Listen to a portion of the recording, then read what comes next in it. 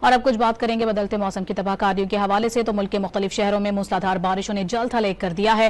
مسلسل برسات سے نشیبی علاقے زیر آب آ گئے ہیں۔ بارشوں کے دوران چھتیں، دیواریں گرنے اور کرنٹ لگنے کے مختلف واقعات میں 5 افراد جاں بحق اور 30 زخمی ہو گئے، جبکہ حیدرآباد میں 24 گھنٹے بعد بھی متعدد علاقوں میں برساتی پانی کی نکاسی نہیں ہو پائی۔ پاک پتن میں بھی بارش نے شہریوں کے معمولات زندگی شدید متاثر کیے۔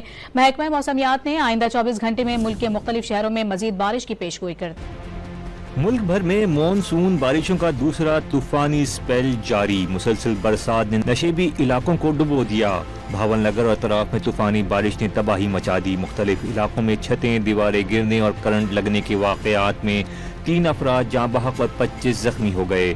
پاک پتن میں بارش کے باعث خستہ حال مکان کی چھت گرنے سے بچہ جاں بحق جبکہ بچی سمیت 2 افراد زخمی ہو گئے۔ اوکاڑا میں 2 بچے پرانے مچھلی فارم میں بارش کے جمع پانی میں نہاتے ہوئے ڈوب گئے۔ ایک بچے کی لاش پانی سے نکال لی گئی، دوسرے کو بچا لیا گیا۔ سیالکوٹ کی تحصیل پسرور میں کچے مکان کی چھت گرنے سے 3 بہنیں زخمی ہو گئیں۔ اسلام آباد اور راولپنڈی میں ہلکی بارش سے موسم خوشگوار ہو گیا۔ دن بھر وقفے سے کہیں ہلکی اور کہیں موسلادھار بارش کا سلسلہ جاری رہا۔ لاہور، ننکانہ صاحب، وہاڑی اور دیگر علاقوں میں برسات ہوئی۔ پاک پتن میں گزشتہ رات شروع ہونے والی بارش کا سلسلہ تھم نہ سکا۔ مسلسل بارشوں سے مختلف علاقوں میں پانی دکانوں میں داخل ہو گیا۔ سڑکوں پر بارش کا پانی جمع ہونے سے ٹریفک کی روانی متاثر ہوئی۔ ساہیوال اور وہاڑی میں بھی بادل جم کر برسے۔ بارش سے گرمی کی شدت تو کم ہوئی لیکن مختلف علاقوں میں سڑکیں اور گلیاں زیر آب آنے سے علاقہ مکینوں کو مشکلات کا سامنا رہا۔ سوات میں وقفے سے بارشوں کا سلسلہ جاری رہا۔ خراب موسمی صورتحال کے باعث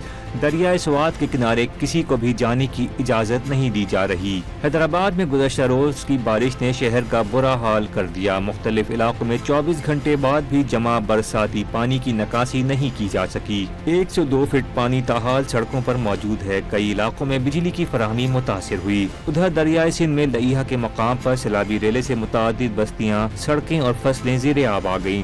تونسا پل کے حفاظتی بند کے ٹوٹنے کا خدشہ بڑھ گیا۔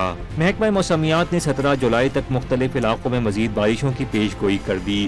موسلادھار بارشوں کے باعث چترال، ڈیرہ غازی خان، سوات، شانگلہ، پنجاب اور بلوچستان کی بلائی علاقوں میں ندی نالوں میں طغیانی کا خدشہ ہے۔ پہاڑی علاقوں میں لینڈ سلائیڈنگ کی وارننگ بھی جاری کر دی گئی۔